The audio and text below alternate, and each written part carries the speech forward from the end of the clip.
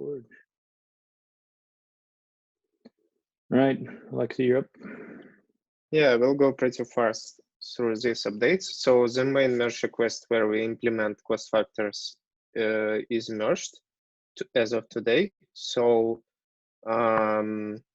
we'll discuss it later in the testing plan. So differentiation of the new users, sorry for the confusion, I tricked myself a bit about this one. I thought I lost the condition. Alexei, I'll share. I had the same freak out moment, and I had to have Emily talk me down last week because I thought I had pointed you guys all in the wrong direction, saying we don't need to consider this. And she was like, no, we're going to do a second communication. Our desire is for it to apply to all users. We just have not announced that yet. Okay. Okay. The only thing that I want to say can oof. Yeah. Yes. Yeah. Docs changes, both merge requests received your feedback. Thanks. I will assign to technical writers.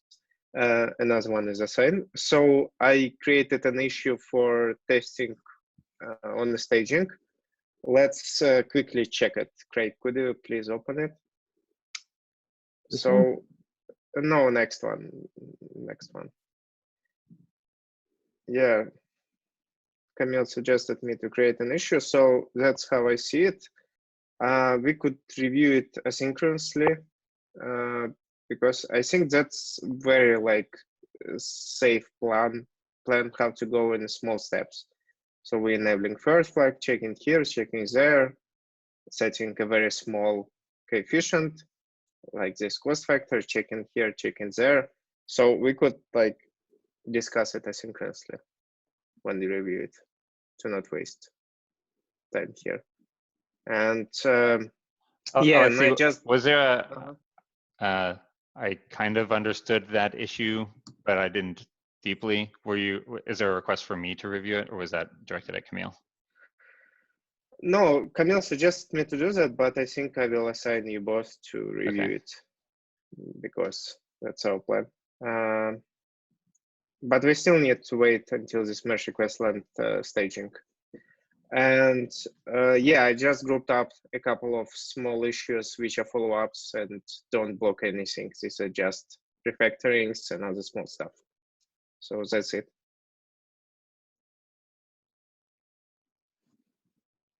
Camille.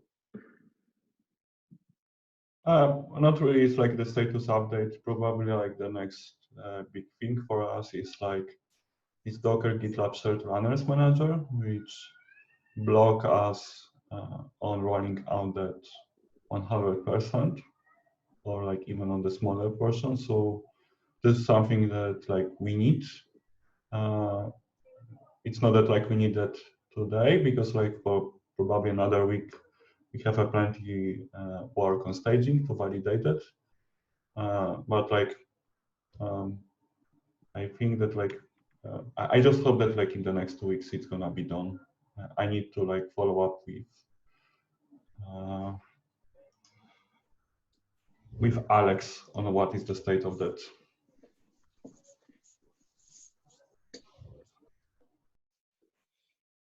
Okay.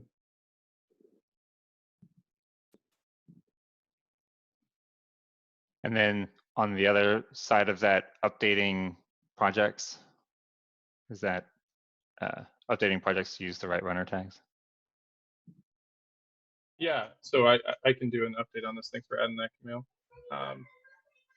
Our focus on engineering productivity is to try and identify the projects with a high number of community contributions and the ones that have over 200 monthly builds. I don't think we're going to be able to go in and do every single project on that list, just because it's a lot. We asked for help last week. Thanks for signal boosting that, Craig. Does anyone have any concerns with that plan or approach? Yeah, I think for me, my question is going to be, and we're like coordinating parallel tracks here, but as the track of the feature is available and we have the runners available and we are ready to start rolling it out, do we have a kind of like cut line of where we really need to be in terms of projects that have updated the runners they're using before we make that? I'll just tell you from a product and public perception perspective, what I'm trying to minimize is, tons of contributors to GitLab all en masse experiencing that they're accumulating minutes for these projects. If there are a handful of like, oh man, I realized that I've been getting accumulated minutes and we need to credit those users on the back end and go fix that project, I'm fine with that. I just don't want to, I want to make sure we've got the largest bulk out of the way. I have one question, like monthly builds, does it indicate like builds on the shared runners, but it doesn't really indicate how active is that project on the community contributions, right? We don't have that indicator. Right. Yeah. There hasn't been a way for me to determine which ones have high community contributions other than looking at MRs that are flagged with community contribution as a signal. There may be something more that I'm missing, and I can ask Remy to dive in here a little bit deeper and see if there's a way to pull those numbers. Not sure if anyone else knows of a way to find that either. Because like I'm kind of assuming that we probably have like another maybe 2 weeks to make the needed changes, and like after these 2 weeks, probably like early May, we would start trying to roll out that feature on public. So like within these 2 weeks, like we should, I hope finish like the bulk of that work related to that, so we could like have a time to like to roll out that. And just to be clear, that's like we did look at projects that have a high number of community contribution and use that to kind of inform where we look. But I would say, Kenny, back to your question of a cut line, we're using those monthly builds, but like Camille says, that's not necessarily the best indication of community, like using community contributors' minutes. And I guess, okay, so sufficiency of the metric we're using in terms of modeling what we're trying to model is one question, but I think the question I'm trying to answer is, even if we assume that that is an appropriate model, are we at the point where 95% or like the top 95% of builds correlated to projects, if you like added them up sequentially, we're covered now? Because that's different than saying we did the top 2, but there's still another 85% of all total builds that are still left. Let me pull those numbers together and I'll update in the Slack channel just to be clear. Yeah. I don't want to make an assumption that's incorrect here, but no, I guess we have time. I'm not. What I'm trying to do is we have to coordinate these 3 tracks. I want to make sure that we have some sort of signal for this track that says, yeah, we think it's ready, sufficient, because the other 2 are ready. I have the proposal for a very simple metric. Maybe we could look at amount of the forks that given project has, and basically like prioritize that by amount of the forks. Like high number of forks would indicate that there is like a plenty of the community contributors. That works. Yeah.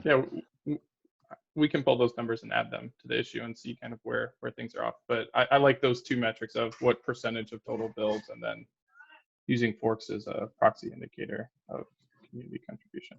Okay.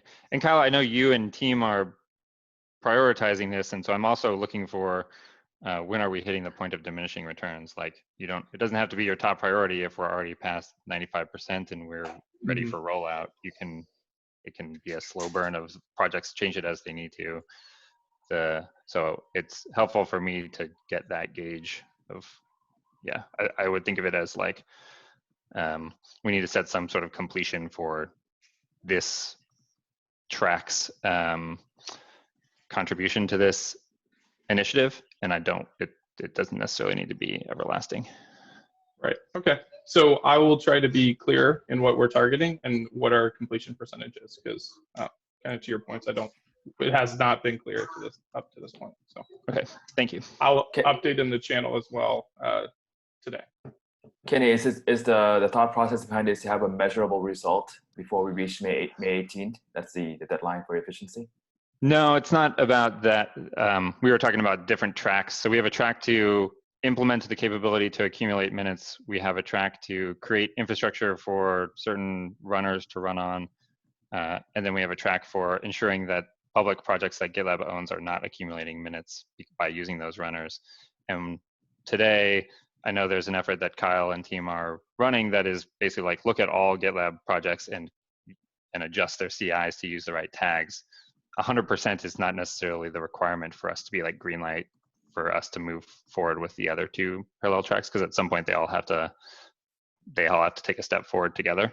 And so I'm just trying to make sure Kyle doesn't think that it has to be 100% and that we also know it's not 100%, it's 60%, and we have the specific projects that need to be adjusted based on a metric we're using, and we're comfortable knowing that the other ones haven't been adjusted. Okay, thank you for that. And that's the track 2, right? The one that we want to. In my count, that was track 3. You're kind of we haven't named the track. Okay. Let's have the ABCD, but thanks for the color there. I appreciate it. Yeah, no problem. We can name the tracks. So track A is implement accumulation of public project shared runner minutes. Track B was have infrastructure available. What Camille was calling the Docker, what did you call it up above? Docker shared runner? Docker runner? Docker shared runner. Yeah. And then track C is adjust GitLab org projects to use the right runner tag. I don't know the best way, like GitLab org runner tag. It's clear now. Yeah. Thank you.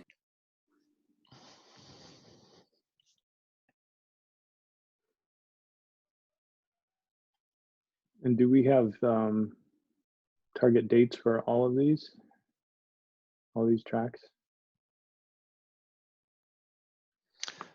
No. I mean, I think we were waiting for track A to get some sense. And if it's merged and we're doing testing maybe next week, we can set a specific date for when we want to push all of these changes. Does that seem reasonable? I don't think it's, Alexi, you can tell me if I'm wrong. It's already merged, but sorry.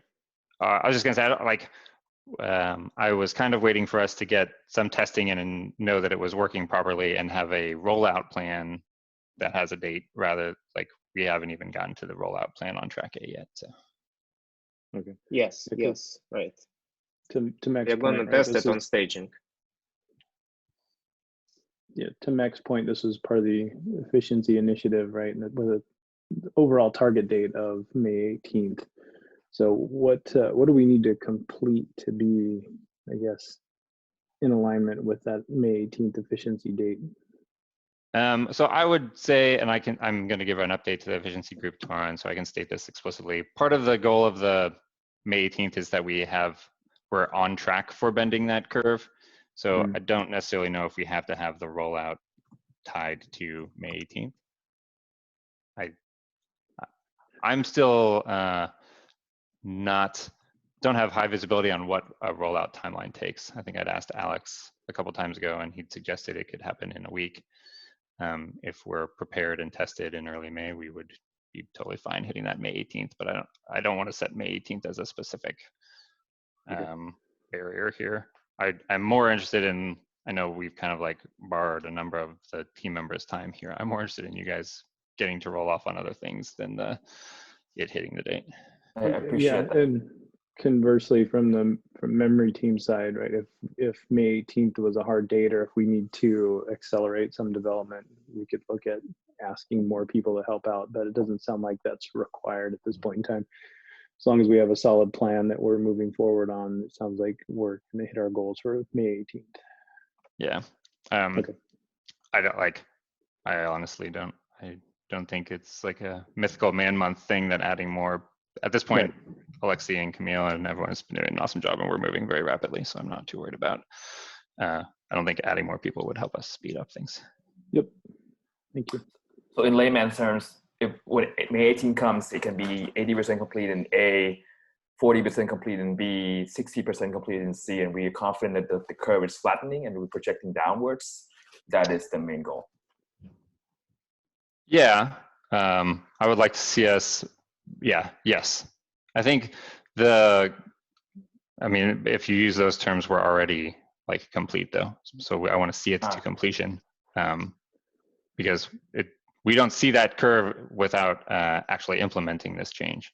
So we need to see the change get implemented. I guess I'm just suggesting that the target is May 18th.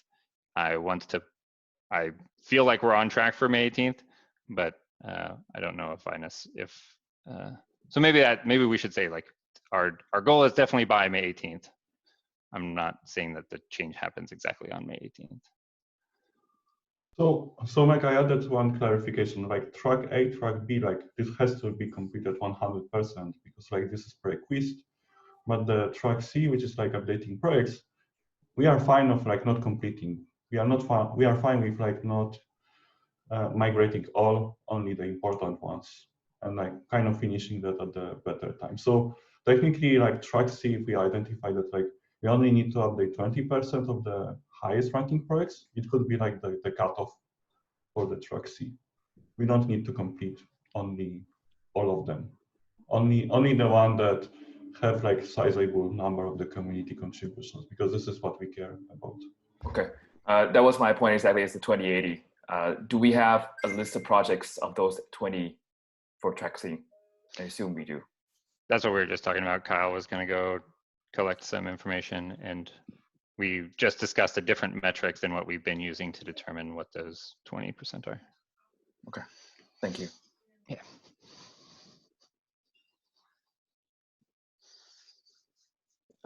Just out of context a bit. So a question, how it's going to be communicated to these contributors? I wonder about this like most important open source project. So is it something we're going to tell, like we made our analytics and decided that these are the most valuable projects, or how is it going? I mean, how do we justify our decision for community that we picked this project? Oh yeah, and sorry, that's what I was suggesting, Alexi, is that our intent is that any contribution to any GitLab public project should not accumulate your minutes. We've been working to make these adjustments for all of them. We've launched this accumulation knowing that there are still some left. If you're contributing to those, like I think we have instructions for what you need to do to use the right runner, right? Okay, good. I guess we have internal instructions, but do we need more communication directly to community contributors on this at some point? Yes, yeah, sorry, I meant we have the documentation for what to do. Okay.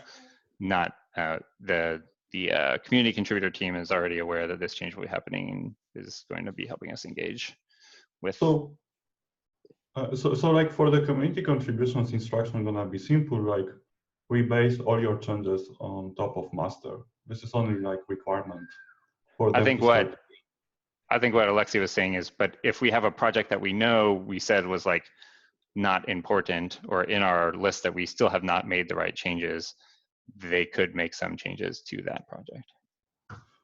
It's kind of like, leads me like to very intriguing suggestion. Maybe like we should create an issue in each project that needs to be updated, link to the documentation and mark it like as accepting community contributions. And basically ask community to help us with that. Yeah, I like that idea. I mean, yeah, it's perfectly fine for us to say, hey, we did this, we tackled most of the projects, you just need to rebase on those. Here's the full list. If you encounter this issue, you can make the merge request yourself. Like looking at some people that want to be like GitLab heroes, it's like it's a very simple way for them to gain like table merges, basically.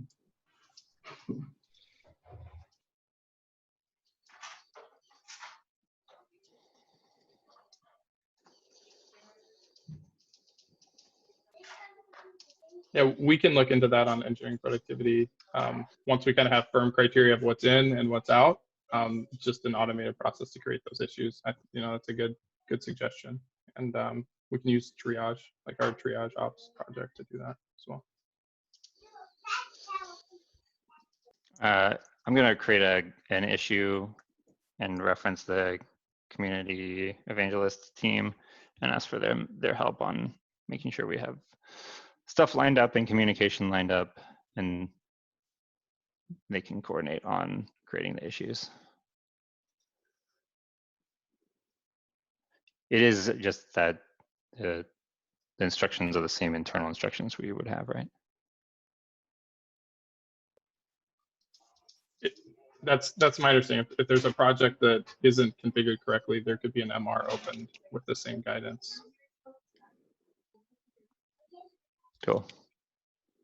So I think our guidelines are right now in the www.gitlab.com, which basically applies to all projects. Okay. It's not like that we need specific guidelines for the specific project. It's rather, it's like company-wide guideline on how to configure GitLab internal projects. Okay. So you're saying this is, when I said internal instructions, it's actually just instructions. It's part of our handbook on how to configure GitLab for the users. Okay. How to configure project that is managed for and by GitLab Inc. Okay. Okay, so I'm gonna take a action here.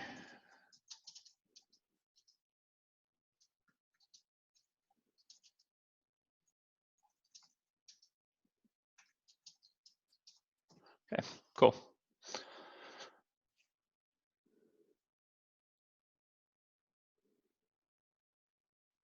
What else? Time check. We got 4 minutes. Any other topics we need to cover? No. Thank you, everybody. Appreciate the discussion and Thank the you. hard work here. All right, thanks. Take care. See ya.